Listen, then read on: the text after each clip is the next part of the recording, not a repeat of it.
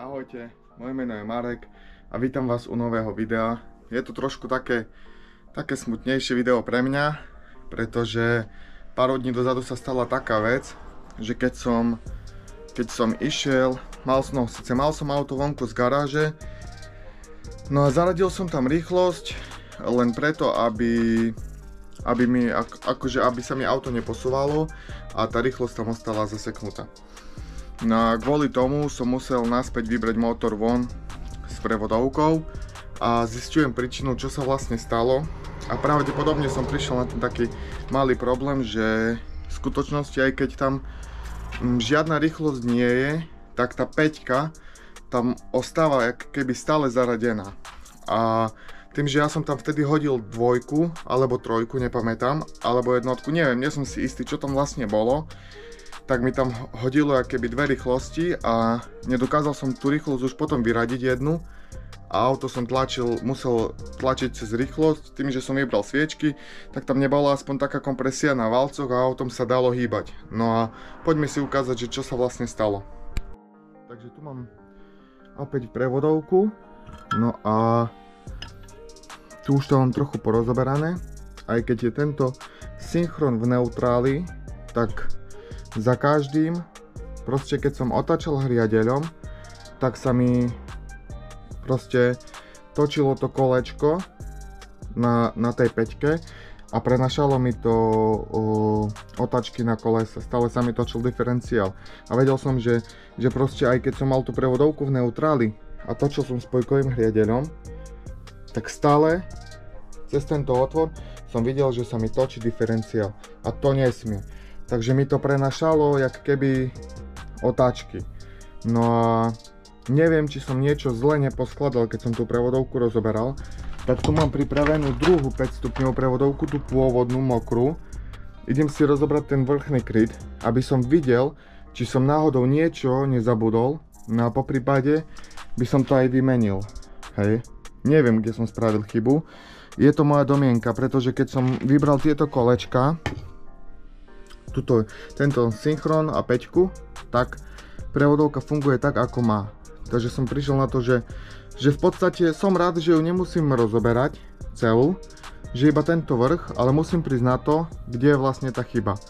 Trošku ma to mrzí, hlavne kvôli tomu, že ma to zabrzdilo, no ale z druhej strany som rád, že sa to stalo teraz, keď ešte auto nie je funkčné, pretože keď by sa mi to stalo niekde na ceste alebo čo, tak by z toho bol veľký problém. No a poďme si ukázať, že čo to vlastne, aký je rozdiel medzi týmto a tamtým. Malo by to byť rovnaké, no ale je možné, že som niekde niečo zabudol, alebo som niečo zložil opačne a to sa mi teraz vypomstilo.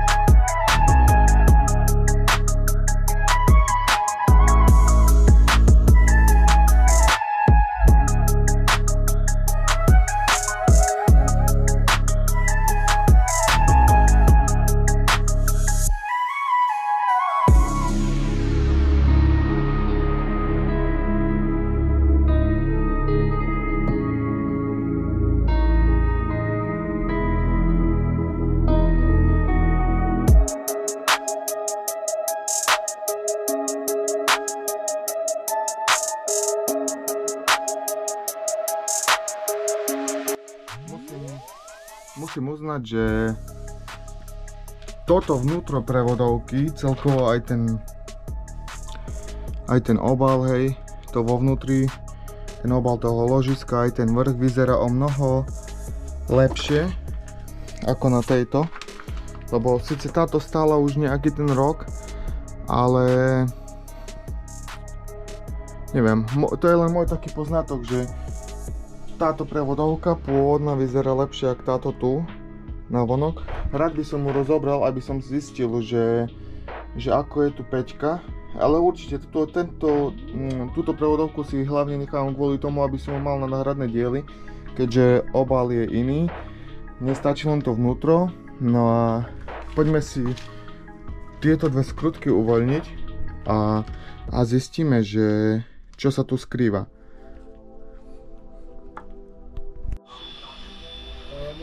No takže po rozobratí som zistil, že tu sa mi trochu rozpadol jeden synchron, to nevadí. Našťastie som mal druhý, je to moja školácka chyba. Som zistil, že toto kolečko ide tak. Na to ide také púzdro. A na toto púzdro ide synchron, hej, takže vyzerá to takto, ako synchron není kompletný. No a mne sa stalo to, že som veľmi pritiahol túto maticu a toto mosadzné, no toto púzdro, ktoré má vo vnútri takú meď, mi veľmi pritlačilo na to spodné kolečko. No a zrobilo to napevno to, že pritlačilo synchron veľmi k spodnému kolečku a stále sa tam prenašala rýchlosť. Takže teraz som túto matku dotiahol približne tak, jak bola. Počkaj. No a malo by to fungovať. Ide to síce trošku ťažšie, ale nebudem zaraďovať rýchlosť ani nič, lebo teraz je to všetko napevno, ale viem, že keď naštartujem, tak ten hriadeľ sa bude točiť a ten už bude stať. Už mi nebude tak mixovať rýchlosť, jak mi to robilo doteraz. A malo by to fungovať. Aspoň to je moja domienka, takže dúfam, že po doskladaní to už bude tak ísť, ako to má. Oprava, toto čo som povedal pred chvíľou bola hlúposť, pretože synchron sa dá otočiť opačne a mne sa rozpadol, keď som prevodovku robil a som ho poskladal, lenže keď som ho tejto rozoberal, tiež sa mi rozpadol. A zistil som podľa tohto otlačenia, že ja som ho dával takto. Keď som ho dal takto, tak mi... Kde som dal to púzdro, sakra? Tu. Tak mi opieralo, keď som ho dal takto, tak mi oprelo synchron o toto púzdro a mi ho pritlačilo. Ja keby zalisovalo a tým pádom ostalo zaseknuté a v kuse sa točila tá rýchlosť. A zistil som podľa otlačenia, keď som sa pozrel tu, vidíte to otlačenie? V strede je čisté, bok je pritlačený. V strede je čisté, že sa to tam pohybovalo. Bok je čistý aj tu. A presne sa to okopíruje podľa toho. Ale keď ho otočím opačne, tak tu vidno, že tu na tomto sa nepohybovalo nič. Že to proste stalo. Že je proste iba neotlačené, neočuchané, nevylečené. Takže tu musela byť podložka. No ja som celý čas mal synchron opačne. Tým pádom toto púzdro bolo nalisované a stále mi prenašalo rýchlosť, aj keď tam nebola hodená. No a teraz som to preskladal na druhý pokus, na tretí v podstate, bo už som to raz poskladal, teraz som to zase rozobral a preskladal a už to funguje tak, ako to má, ako to fungovalo na tamtej predošlej prevodovke. Pozrite sa. Tu, teraz sa to točí, ale vidíte, že proste nedokážem s jednou rukou točiť a s druhou kamerovať. Ale skrátka, ukážem vám to. Takto si položím kameru. Neviem, či bude vidno. A teraz. Skrátka, vrch držím a spodok sa točí na prázdno, hej?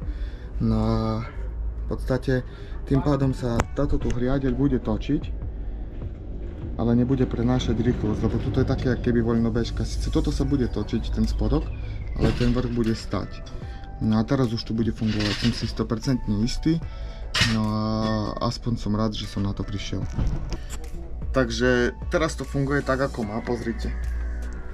Rýchlosť sa točí na prázdno, to nemá žiadnu vôľu, tak ako to bolo.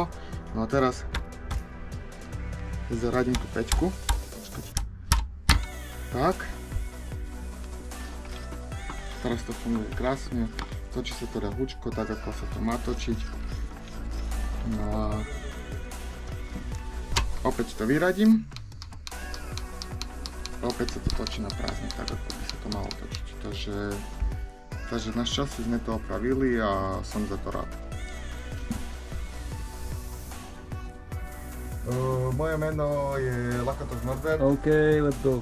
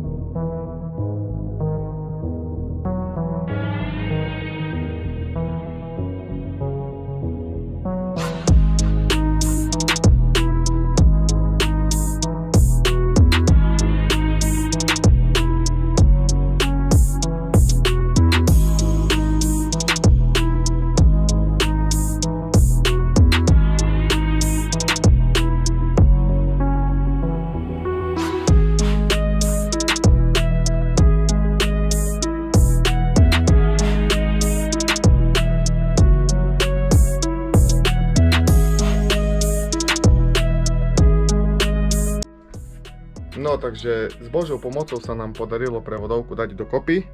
Už to funguje, keď točím hriadeľom, diferenciál sa netočí, vtedy sa točil, to bolo zle pri neutráli. No a som rád, že sme prišli na chybu.